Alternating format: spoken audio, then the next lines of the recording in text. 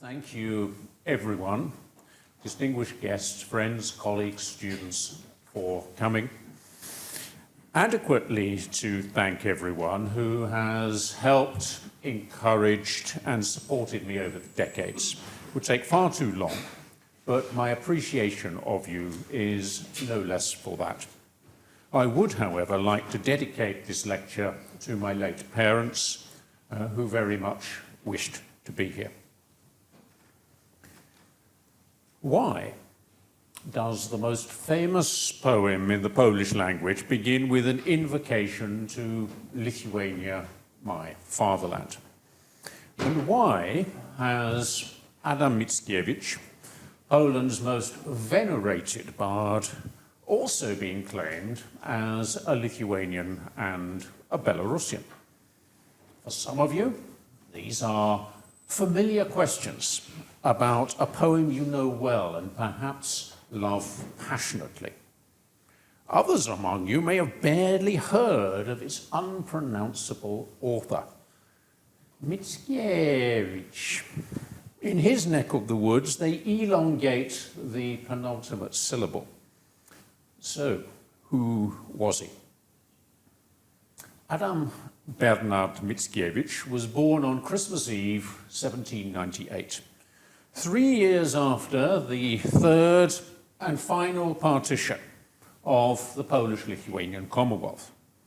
The Commonwealth, or Rzeczpospolita, was a union of the Polish Crown and the Grand Duchy of Lithuania.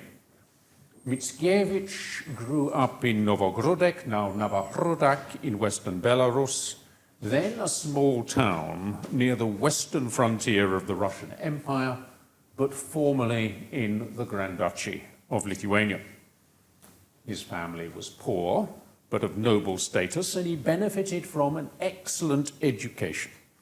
He attended the local school run by the Dominicans before going up to the Imperial University of Vilnius, Wilno in Polish, then in its Polish language heyday.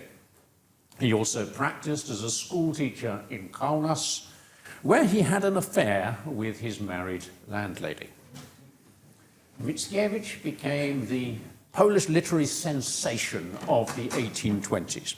He led the romantic charge against the classicist establishment. His involvement in secret student societies got him exiled for 5 years, but in St. Petersburg and Moscow he recited and improvised poetry to great applause before he was allowed to travel to Germany and Italy.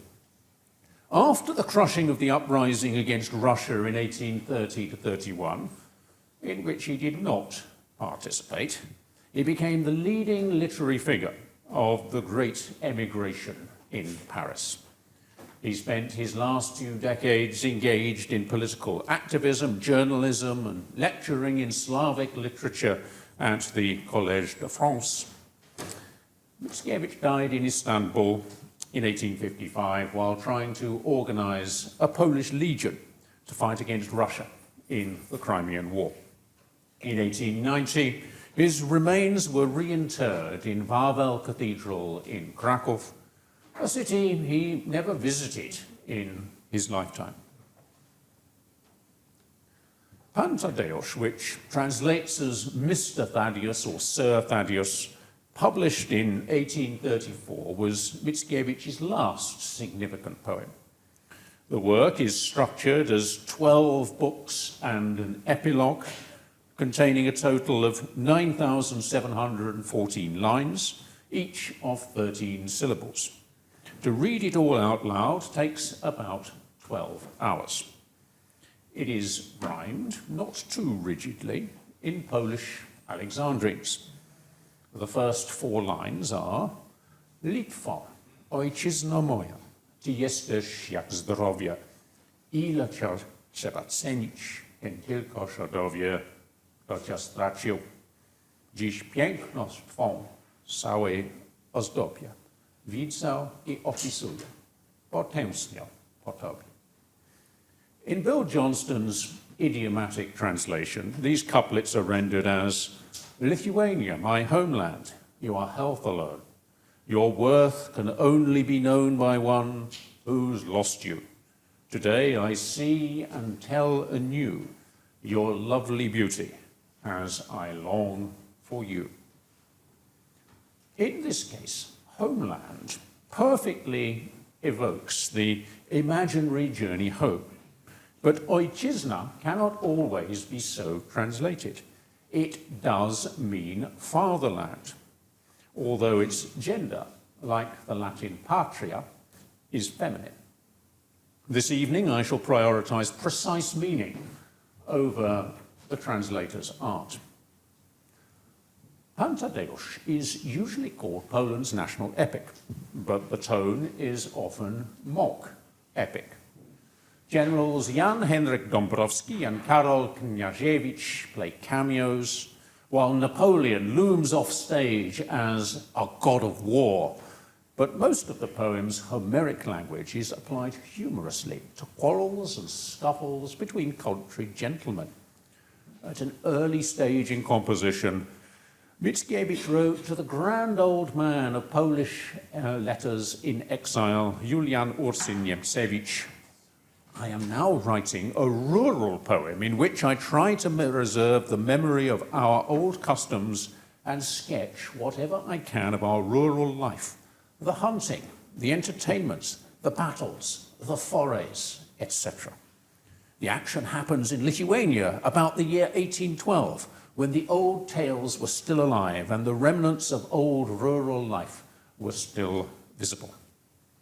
And so Mickiewicz completed and published Pan Tadeusz, or The Last Foray in Lithuania, a history of nobles from the years 1811 and 1812 in 12 versed books.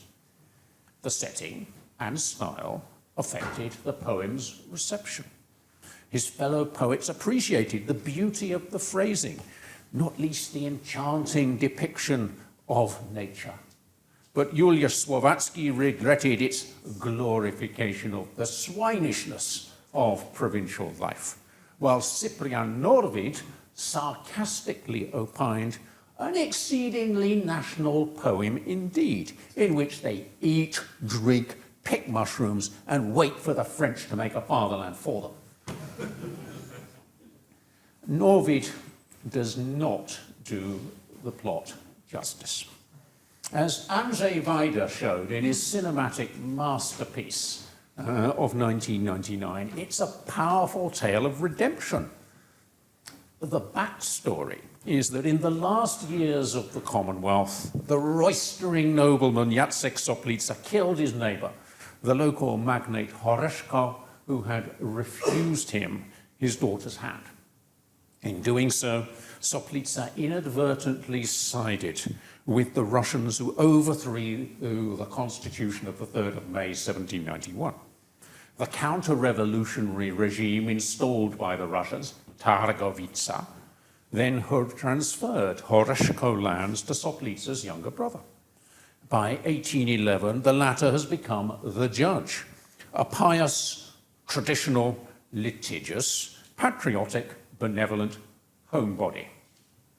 Guilt-stricken, Jacek Soplica leaves to fight in the Revolutionary and Napoleonic Wars. For his sins, he joins the observant Franciscans, known as Bernardines, taking the name Robak, usually translated as worm. Unrecognized in his friar's habit, he visits the Lithuanian lands annexed by the Russian Empire, where he prepares the uprising to accompany Napoleon's invasion. Meanwhile, he has provided for the education of both his own son, the eponymous Tadeusz, and of Horeszko's granddaughter, Zosia. These two meet at the judge's manor at the start of the action, the greater part of which takes place over 5 days in the summer of 1811. Robak, that is Jacek Soplica, hopes Tadeusz and Zosia will marry, thereby righting the wrong done to her family without shaming his brother, the judge. But things don't go to plan. Tadeusz has his head turned by Telemena, this charismatic and beautiful lady isn't getting any younger. So she's hunting for a husband. She's Zosia's guardian, but she's also related to the Soplica family. Tadeusz, who prefers the pretty, innocent girl, she turns 14 in 1811. So the experienced older woman, whose favours he samples, must overcome several obstacles before he can marry Zosia. The chief of these is the Horeszko's heir on the distaff side, the Count, who cuts a foppish figure. Telemena weighs up whether to set her cap at Tadeusz or the Count, and whether the latter might agree to marry Zosia. Following a hunt during which Father Robak kills a bear that is about to kill Tadeusz and the Count, a dinner is held in the ancestral castle, the object of the ongoing lawsuit between the Count and the judge. The simmering tensions boil over into a fight amidst its crumbling walls. The next day, the Horeszko's faithful old retainer, Gerwazy Rembajło, who wields a fearsome old sword known as the penknife, incites some of the petty nobles of the district to enforce the Count's legal claims by an armed raid or foray on the Soplica manor. Gerwazy brushes aside the prudent warnings of the patriotic Jewish innkeeper and Napoleonic spy Yankia. A detachment of the Russian army turns up the following morning, and soon as the hung-over noble assailants tied up and ready for punishment, the situation gets out of hand. But reinforcements from other noble villages rather improbably defeat the Russians in the battle. Having saved the lives of the Count and his retainer, Father Robak is fatally wounded. That night, Gerwazy listens to Jacek Soplica's deathbed confession and forgives him. A partial cover-up is facilitated both by Gerwazy's murder of the Russian commander, a corrupt former Pole called Płód, and by the cooperation of the brave and sympathetic Captain Rekov, the story's good Russian. The main protagonists, including Tadeusz and the Count, go into exile, whence they will return in Napoleon's Grande Armée. The final two books, whose events take place on a single glorious day in 1812, tie up loose ends. Jacek Soplica's good name is restored. The engaged couple, Tadeusz and Zosia, coming into their joint inheritance, announce they are freeing the peasants from serfdom and endowing them with the land they farm. And finally, the noble company dances a wondrous polonaise. The epilogue turns the happy ending into an evocation of the grief of exile. The poem's avowed purpose is to console fellow émigrés by shutting out the noise of Europe, returning them to the happy world of their childhood. There, hopes the bard, timeless values are still cultivated. Thence shall come redemption.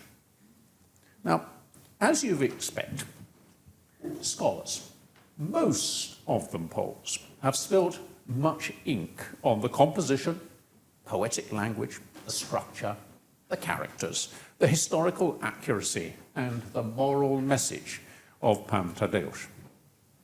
Particularly controversial has been the question of how critical or how apologetic was Mickiewicz's portrayal of the nobility, the szlachta, in Polish.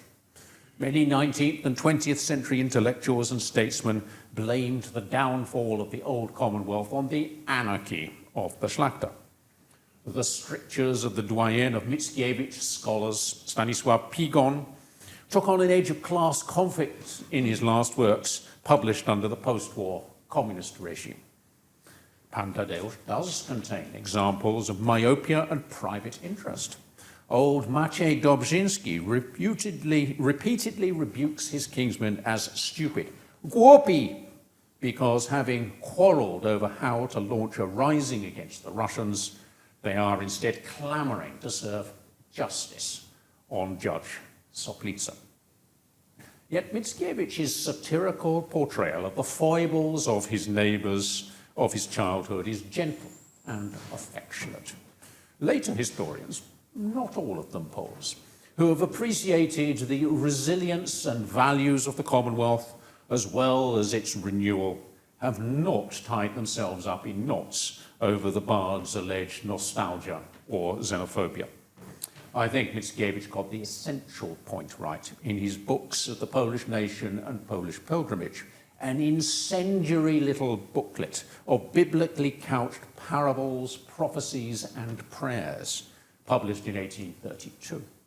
When, on the 3rd of May 1791, Poland offered freedom to all comers, the three neighbouring monarchs were sore afraid and conspired to kill Poland and bury freedom. I have spoken of Poland.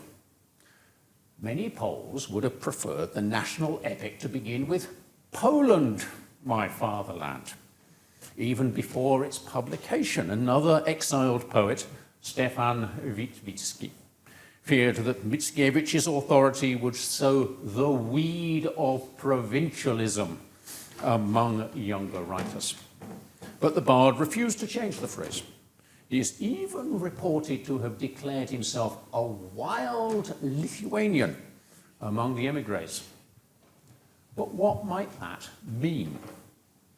Well, here is the standard Polish explanation, distilled by the literary scholar Wacław Borowy for the readers of Slavonic Review in 1935. Uninformed readers may be struck by the fact that these words run, Lithuania, my country, and that throughout the text, this Polish national epic speaks as much of Lithuania as Poland. Some idea of the national history is necessary to avoid such misunderstandings. The Polish Commonwealth was composed of two parts, of Poland proper and of Lithuania. Lithuania itself was not cohesive in its population. It must there be understood historically, not ethnographically. Only a part of it was Lithuanian, other parts were White Russian, and what would now be called Ukrainian. But the nobility of the townsfolk of all these parts soon adopted the civilization of Poland, and Poland became their language. It was different only with the peasants, who were not a cultured class. Between the two parts of the Commonwealth, there was a continual intercommunion of men and spiritual values. But there also existed a consciousness of provincial differences. It exists still, and it has nothing to do with the national Lithuanian separatism, which arose only later in the 19th century in ethnographic Lithuania, and which gave its origin to the present-day Lithuanian state. And Tadeusz, being a monument of what might be called Polonism, was at the same time to glorify Lithuanian local feelings. That is the reason why it begins with the line, Lithuania, my country, thou art like health. So there you have it. Lithuania expresses mere local or provincial sentiments, nothing to worry about. This remains, I dare say, the way in which most Polish schoolteachers answer pupils who ask awkward questions. Yet Borowy admitted that Lithuania features in the text as often as Poland. Lithuanian poet Thomas Lorman offers a poetic explanation. Mickiewicz cultivated a romantic vision of a Lithuania that had passed into myth. He set some of his earlier poems, notably Żywila, Grażyna, and Konrad Wallenrod, in medieval Lithuania. Inspired by the legends he creatively retold, some pioneering writers in Lithuanian sought to emulate the beauty of his Polish poetry. The concept, still current at the fin de siècle, that Mickiewicz might belong to the multilingual literature of Lithuania as a country, was jettisoned in the 20th century for the assimilation of Adomas Mickiewicz. The feat was attempted by stretching the evidence regarding his understanding of Lithuanian language folk songs he wrote down and his paternal ancestry. The latter difficulty is compounded by the desperate determination of Adam's father, Mickiewicz, to prove through a lawsuit his own and his wife's descent from the nobility of the Grand Duchy of Lithuania, in response to rumours that they descended from runaway serfs. It is also plausible, although probably unprovable, that one of the ancestors of Barbara Mickiewicz, named Majewska, was a Frankist convert from Judaism to Catholicism. Pan Tadeusz has posed further problems. According to Venclova, for Mickiewicz, the mythologized Lithuania of his childhood became, quote, an abode of happy and conservative daily life, of national, social, and generational concord. In fact, it was the better, more traditional part of Poland, unspoiled by foreign influences and unfailingly patriotic. To ethno-linguistic Lithuanian nationalists who viewed the union with Poland as pernicious, the lyrical descriptions of the countryside and the szlachta being satirized were welcome, but the expressions of Polish patriotism were not. Mutual hostility climaxed after independent Poland incorporated the disputed city of Vilnius or Wilno in 1922. So much so that a translation of Pan Tadeusz approved for Lithuanian schoolchildren in 1927 omitted all references to Poland, while interwar Polish editions sometimes played down references to Lithuania. Mickiewicz's place in the Lithuanian national pantheon remains far from straightforward, but his statue in Vilnius was the site of protests against the Soviet regime in 1988. To provide a full answer to two interlocked questions posed at the start would require deep study of Mickiewicz's oeuvre, correspondence, and recorded words and deeds within their historical and geographical context, as well as his posthumous reputation. What remains of this lecture will be more modest in scope. I shall present statistics of Lithuania, Lithuanian, and Lithuanians, and of Poland, Polish, and Poles in Pan Tadeusz, and provide examples of their context and meanings. I have included in the analysis not only the text, but also the title of the work, and the title and summaries of each book, and the poet's explanatory notes. I thus hope to show how the various meanings of Lithuania and Poland differ from those current today. The scholarly literature on Pan Tadeusz is vast, and yet, as far as I can tell, and please prove me wrong, no such analysis has yet been attempted. Some of you might suppose that the answers would emerge from the Słownik Języka Adama Mickiewicza, the Dictionary of the Language of Adam Mickiewicz. Published between 1962 and 1983, its 11 double-columned volumes list quotations from Mickiewicz's works. The entries for Lithuania, Litva, Poland, Polska, Lithuania, Litvin, and Pole, Polak, and the adjectives Lithuanian, Litewski, and Polish, Polski, as well as that for fatherland, Ojczyzna, each cover several pages with hundreds of instances in various grammatical inflections. Yet the definitions at the head of these entries are unhelpful. For example, Lithuania is the former Grand Duchy of Lithuania, the state, its territory, the Lithuanian ethnographic area. While a Lithuanian can be either a member of the Lithuanian tribe, which created the Grand Duchy of Lithuania in the Middle Ages, or a citizen of the former Grand Duchy of Lithuania. A Pole is quite simply a member of the Polish nation, while Poland is characterized in the widest range of meaning: state, nation, territory. time to announce the results of the count. The name Lithuania is used 74 times. The adjective Lithuanian appears 36 times. The name Lithuanians, Litvini, is found 10 times in the plural, with the singular Lithuanian and the female form Litvinka once each. A total of 122 instances. What about Poland? Poland refers to Poland and Polish 31 times each. Pole appears 21 times, 8 of those being in the plural. In addition, the adjective Old Polish, Staropolski, is used 4 times, and the tongue-twisting noun Polszczyzna, which here means Polish customs and identity, features once. Counting the 7 instances of Lach and Lache, used by Russians to refer to Poles, the total for Poland amounts to 95 instances. So, Lithuania 122, Poland 95.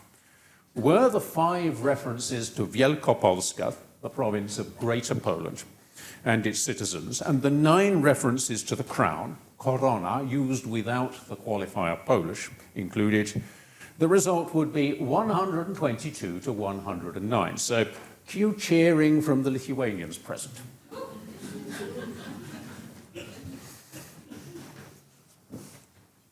Statistics will only get us so far. We need examples of what Mickiewicz meant by these words in their context. It would be a plausible hypothesis that while Lithuania, Lithuanian, and Lithuanians carry localized meanings, Poland, Polish, and Poles carry an overarching political fatherland and national identity. Such examples are easily found. When Tadeusz returns to his uncle's manor house after his education in Vilnius, he sees the picture of Tadeusz Kościuszko, incidentally a native of the Grand Duchy of Lithuania, after whom he was named, clutching the saber with which he will drive out the 3 powers from Poland. Robak mobilizes nobles in Jankiel's tavern for the fatherland, for Poland. And when he tells the judge about the planned rising, he looks forward to a war for Poland. Brother, he enthuses, we shall be Poles, and the fatherland will be resurrected. The judge responds, I am a Pole who will fight for his country.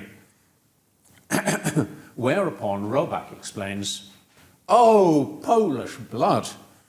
There are many commendations of Polish patriotism. For example, the judge loves Poland above all, while the Count is an honest, good Pole.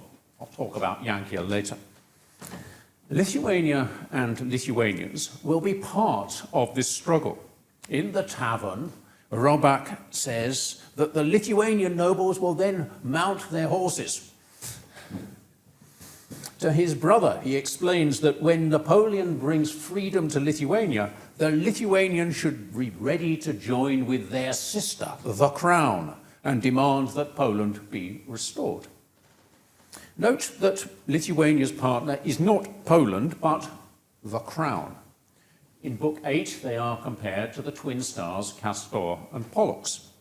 The Napoleonic Duchy of Warsaw is seen as the heir of the Crown, while the Grand Duchy of Lithuania awaits its restoration. In Book 11, the senior local dignitary, the Chamberlain, announces that the freedom which the Emperor and King has restored to the Crown and now to the Lithuanian Duchy is restored to all Poland. However, while Gerwazy addresses General Dąbrowski as the Crown Hetman, the soldiers camped around Soplicowo are the Polish army. Dąbrowski himself toasts the health of Napoleon and the hopes of Poland, but old Maciej Dobrzyński tells him that Poland needs a Polish hero and that the so-called Polish army neither looks nor sounds Polish.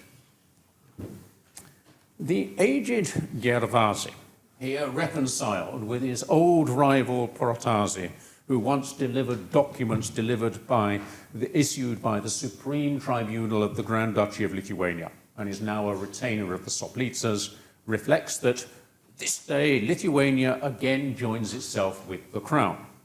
So the family feud has been resolved.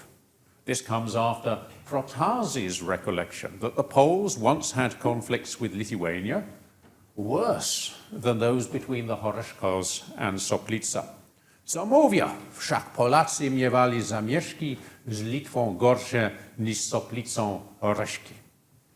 Those disputes were ended by Queen Jadwiga's marriage to Grand Duke Jagiełło Jogiełła in 1386. Poles and Lithuanians, once antagonists, have long been united.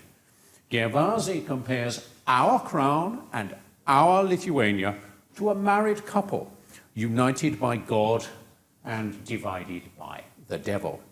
Prawda, prawda, rzekł na to Gervasi zroszony. Dziwneć to były losy tej naszej korony i naszej Litwy. Wszak to jak małżonków dwoje. Bóg złączył, a czart dzieli. Bóg swoja, czart swoja. In only one place in the poem does Poland seem to mean a distinct country located elsewhere. When Robak shows the local szlachta a snuff box with a picture of Napoleon inside, filled with snuff from Częstochowa, one of the nobles explains, "Snuff from Poland." Mickiewicz uses the term Rzeczpospolita, Commonwealth, just 6 times. According to the explanatory note to the poem's title, in the times of the Polish Commonwealth, za czasów Rzeczypospolitej Polskiej, the decay of the public customs of the Commonwealth multiplied forays. In the 4 instances in the main text, Rzeczpospolita retains some of its older sense, the common good and the ideal of the civic community. In Book 1, the Chamberlain rejoices that Poles are again renowned in the world. There is fame, and so there will be the Commonwealth. Gervasi, guiding the count around the castle, reminisces about the toasts that were once raised there, including to the nobility and the entire Commonwealth. It is also Gervasi who appeals to an older sense of the civic community when his incitement of the impoverished nobles of Dobrzyn to violence against the Soplitas culminates in "I tak zakwitnia szczęście I Rzeczpospolita," and thus shall flower happiness and the Commonwealth. Finally, Jacek Soplica, in his deathbed confession, recalls the injury to his pride by the denial to him of Horeszko's daughter. Were not the Soplicas equal to magnates, krwią, herbem, wierną służbą Rzeczypospolitej, by blood, coat of arms, and faithful service to the Commonwealth? There are frequent references in Pan Tadeusz to Lithuania as the country currently under Russian rule. We learn that in Lithuania, duels are forbidden, which gives Tadeusz a way out of his lover's dilemma, crossing into the Duchy of Warsaw. Major Płód tells the judge that in all Lithuania, the Yellow Book of Military Law is in force, making the old Lithuanian statutes redundant. At the same time, the Russian officers address the nobles as Poles, whether as Panie Polaki or as Lachy. The latter term is generally used by Rykov here, who even tells his Lachy braty, brother Poles, that he likes them and understands their longing for their fatherland. Soniam Doljachów, what do we have against the Poles, he asks, continuing, niechaj Moskwa dla Moskala, Polska dla Lacha, ale cóż, car nie pozwala. Which means, let Moscow be for the Muscovite, Poland for the Pole, but what of it? The Tsar does not permit it. Mickiewicz sometimes refers to the recent history of the Grand Duchy of Lithuania through its dignitaries, such as Tadeusz Reitan, who protested against the Sejm that ratified the partition treaties in 1773. and the Lithuanian army led by Jakub Jashiński in 1794. The bard also invokes ancient and medieval Lithuania. Venerable trees are contemporaries of Lithuanian Grand Dukes. A note hails the cabinet of Lithuanian antiquities preserved within the great girth Baublis oak by an early Lithuanian ethnographer, Dionysy Paszkiewicz or Dionysas Poszka.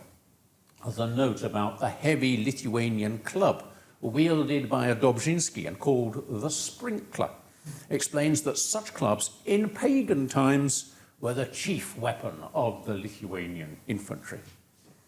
Forests are described in the poem as Lithuanian, as in the rhetorical question, Któż zbadał puszcz litewskich przepasne krainy, who has explored the vast lands of the Lithuanian forests?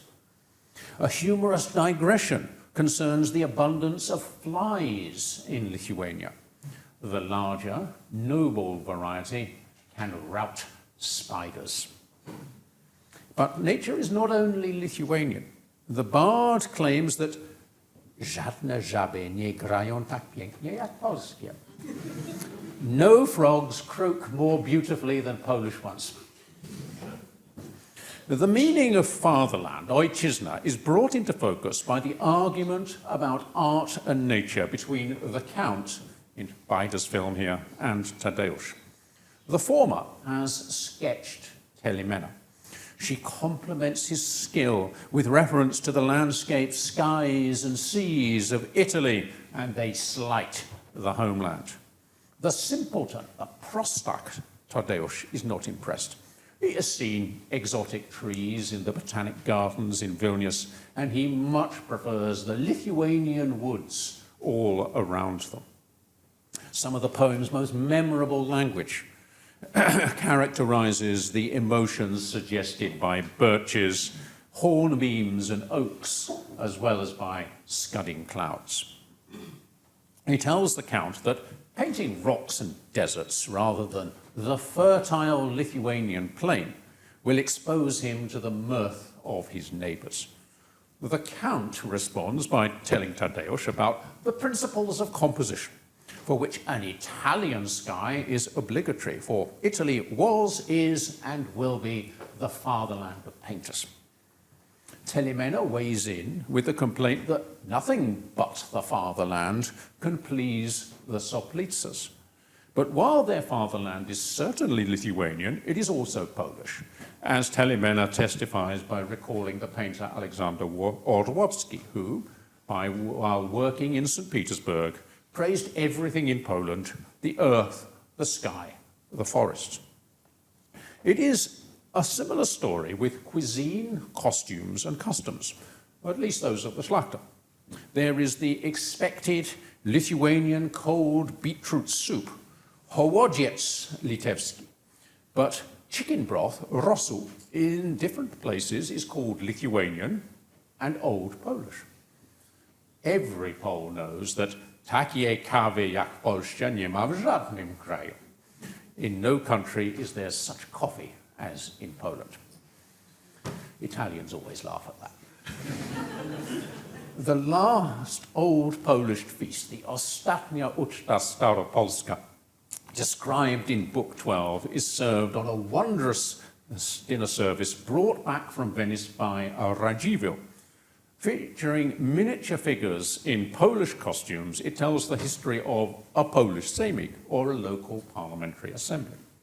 The astonished General Dąbrowski asks if everywhere in Lithuania this splendid custom is maintained, and receives the regretful answer that here too foreign fashions have undermined traditional hospitality.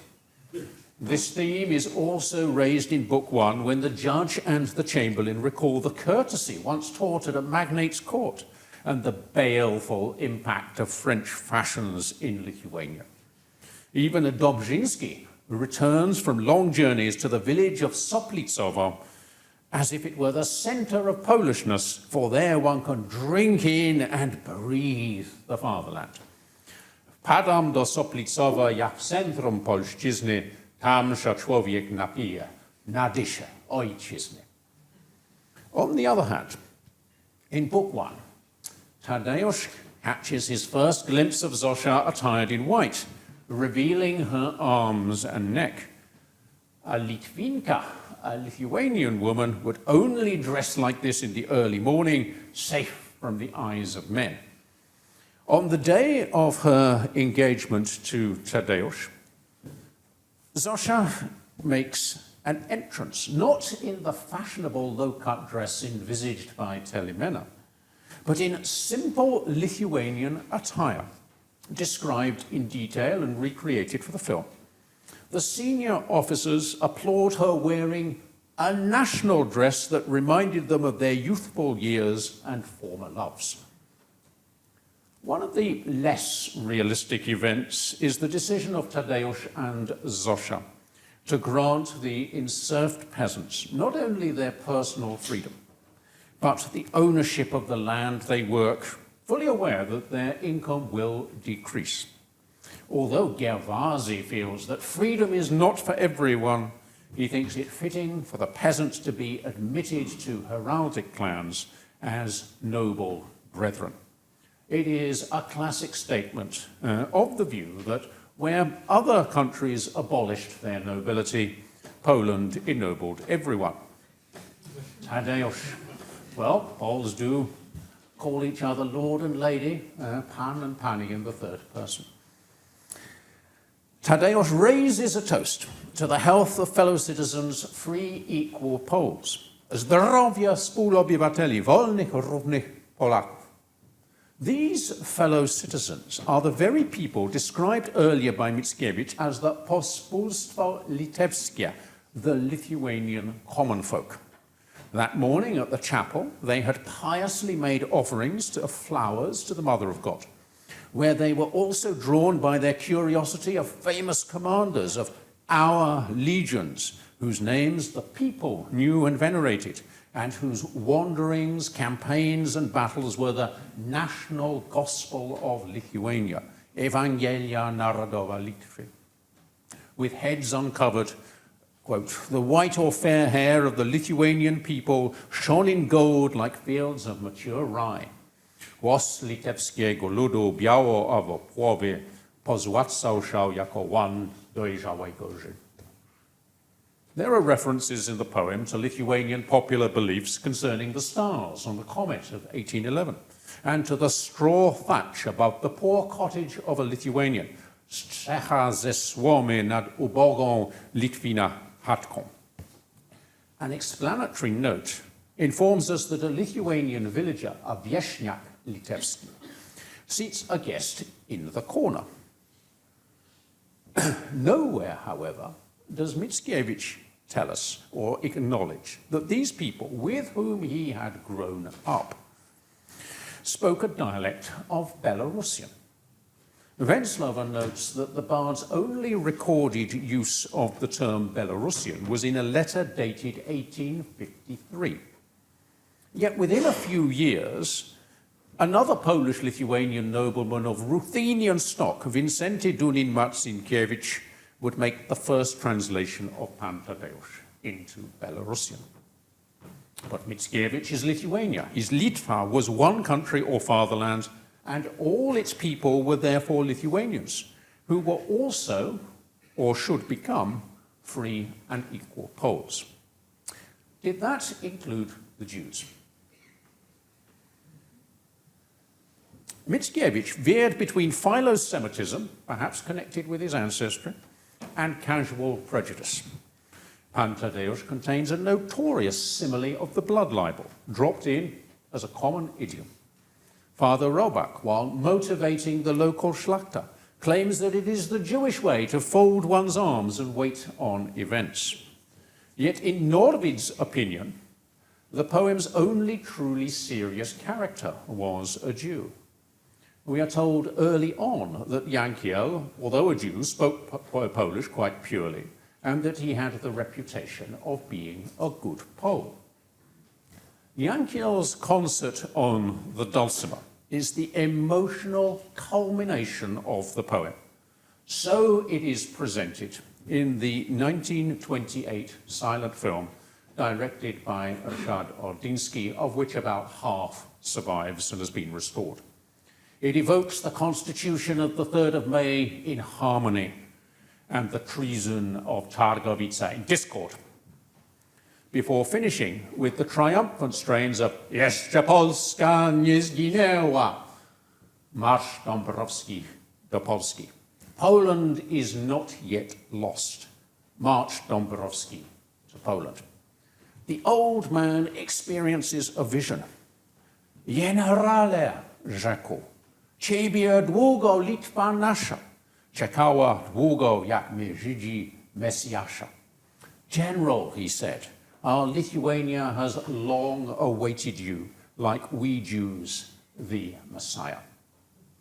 Yankel speaks here at this most spiritually exalted part of the poem, both of our Lithuania and our Dąbrowski.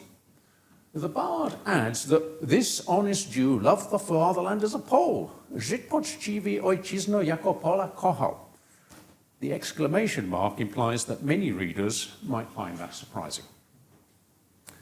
Perhaps the most interesting questions of identity are posed by the Dobrzyński clan.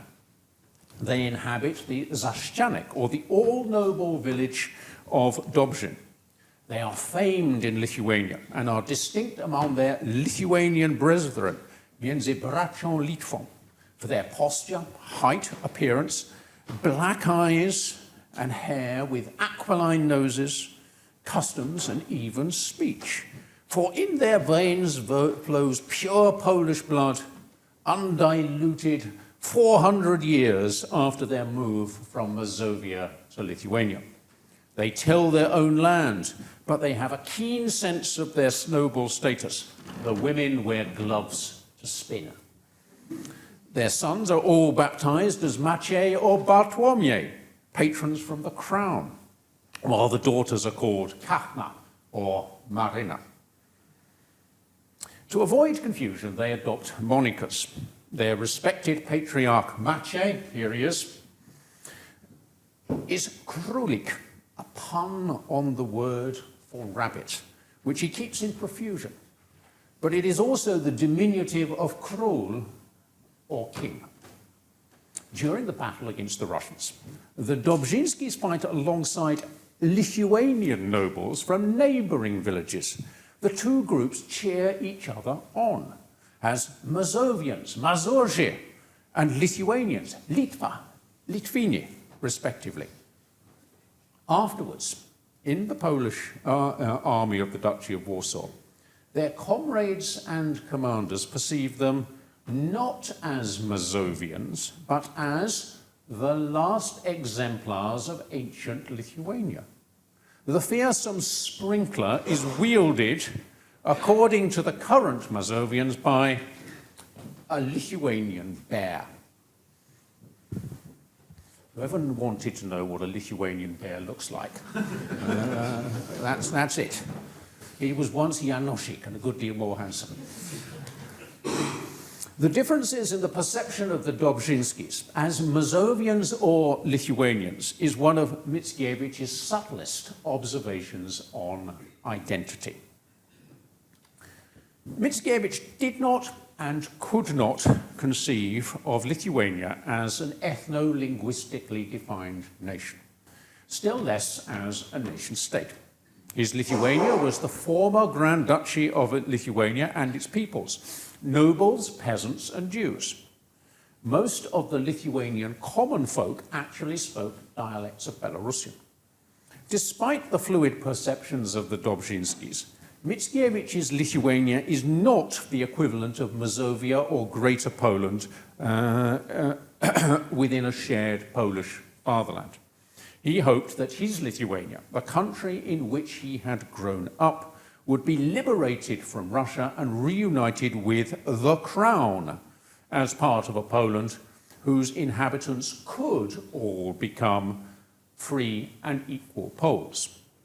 His Poland is also evoked in descriptions of nature and customs, albeit significantly less often than Lithuania. The idea of Poland without Lithuania would have horrified the Bard. The homeward transportation to the land of childhood at the heart of Pan Tadeusz is Lithuanian for the poet, but addressed to Poles in general. Mickiewicz's fatherland is sometimes his Lithuania and sometimes his Poland, but usually both at once. Thank you.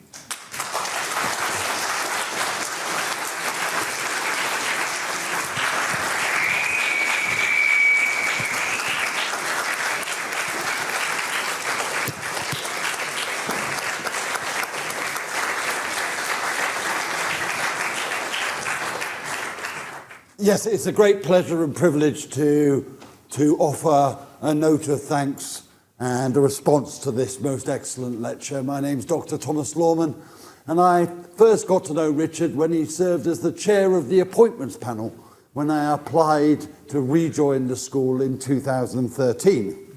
Very glad you said yes. He's remained a splendid colleague, a mentor, and I'm proud to say a friend. What you've witnessed here tonight is a demonstration of the qualities that Richard brings to his academic work. And I just want to highlight three of them, though there's so much more to be said. The first is the breadth of Richard's vision. He reaches not only, he takes both parts of his position as the professor of Polish and Lithuanian history seriously, and he takes it to look at both the extent of the Polish crown, but also the full work of the Grand Duchy of Lithuania and its successor peoples, and therefore his history stretches across that vast region of Central and Northern Europe. It is genuinely interdisciplinary history that extends not only to the political, but also to the intellectual and the cultural and even into gender. It also generally deals with different people's languages and cultures. Modern fashionable people would call it interdisciplinary or transnational history. I would just call it good history. The second point about Richard I'd like to emphasize is the scholarly rigor that he brings to his work.